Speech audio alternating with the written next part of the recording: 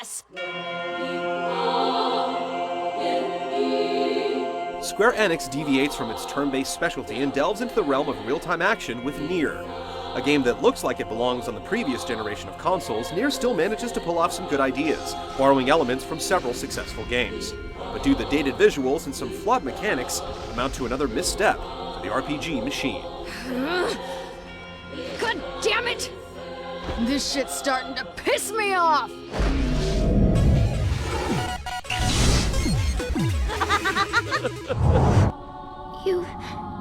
You've always been the one helping me. Yona, what have you done? The basic premise of Nier is simple enough. You're a single father struggling to deal with your day job as the village protector while trying to raise your daughter. One day it all hits the fan and you're off to try to find a cure for her newly discovered terminal disease. We need help! Please, anyone! Help! With the aid of a talking book, a foul-mouthed female fighter, and a young boy with a Medusa complex, the trip is anything but dull. There are quite a few plot twists revealed before the story's end. They wanted to turn us into weapons, so they used magic to perform terrible experiments on us. Nier definitely scores points for its cast of characters, making for one of the strangest and interesting ensembles in some time. They really drive the story and hold your interest, but the overall plot takes too long to pick up. When it does, the storytelling is great, though a few scenes may leave you a bit confounded. It's a good story overall, that you'll want to see through with multiple satisfying endings. You look just like I thought you would. You look really cool.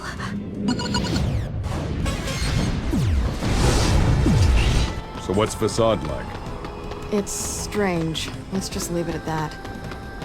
Stranger than a boorish young woman who battles monsters in her undergarments. Placing one specific label on Nier doesn't do it justice, as it borrows heavily from different genres. The most prominent component of the game is the quest system. You take on various tasks dished out by NPCs and complete them for rewards or to advance the story.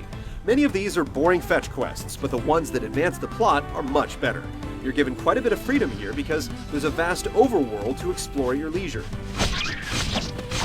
But just like in the many optional quests, you can expect to undertake such exciting activities as killing sheep and fishing. The most fulfilling parts of the game are the dungeon sequences. There's more substance in them, though the puzzles are mundane, as are the hordes of enemies you'll have to slice through at every turn. Navigating the repetitive corridors and rooms is a bit of a grind as well, but the boss encounters at the end are worth the hassle. Nier also makes not-so-subtle references to other game series within several of its dungeons, which is amusing at first, but eventually gets a bit tiresome. Exploration and quests certainly provide ample adventuring, but Nier contains a few traditional RPG elements as well. There's a leveling system, as well as a mechanic that allows players to collect magical words and bind them to weapons and spells for enhancements. It's there for those who want it, but it's never necessary to grind in order to progress. Whenever things do pick up, expect to be hit with something that drags the experience back down.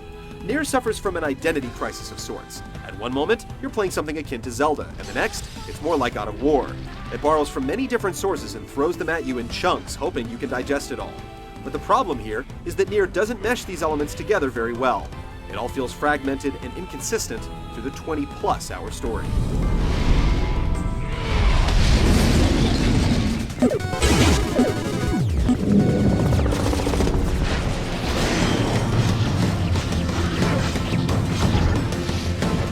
At almost every turn, there's a battle to be fought in Nier. You might think the combat system will have you dishing out combos like a certain god or devil, but it's really just mindless hack and slash, and the weapon and magic systems do little to remedy this. Sure, you obtain new weapons and spells over the course of the game, but there's little incentive to switch between them.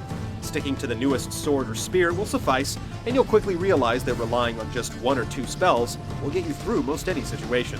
The boring battles are further hindered by the camera controls. Though they give you the freedom to take in the vast landscapes, the trade-off is there's no lock-on mechanic, putting you at a disadvantage in several battles. You can tweak the camera settings, but even then, it doesn't compensate enough.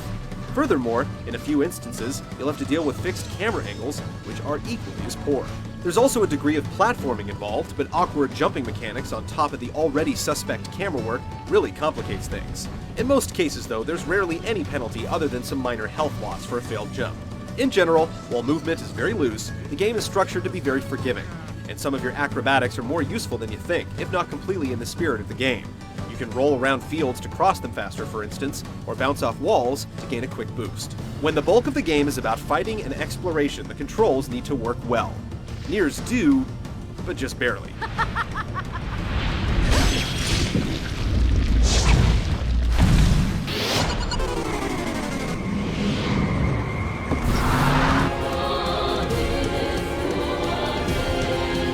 No need to beat around the bush here. Nier's visuals are retrograde.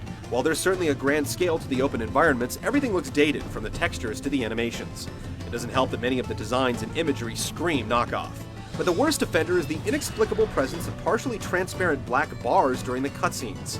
Come on! Ugh. Got it.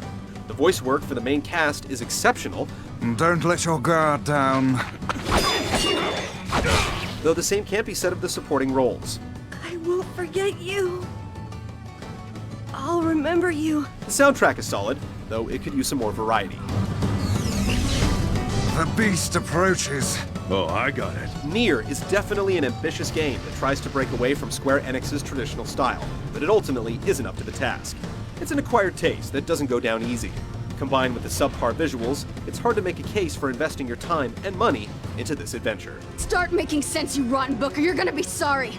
Maybe I'll rip your pages out one by one, or maybe I'll put you in the goddamn furnace. How can someone with such a big smart brain get hypnotized like a little bitch, huh?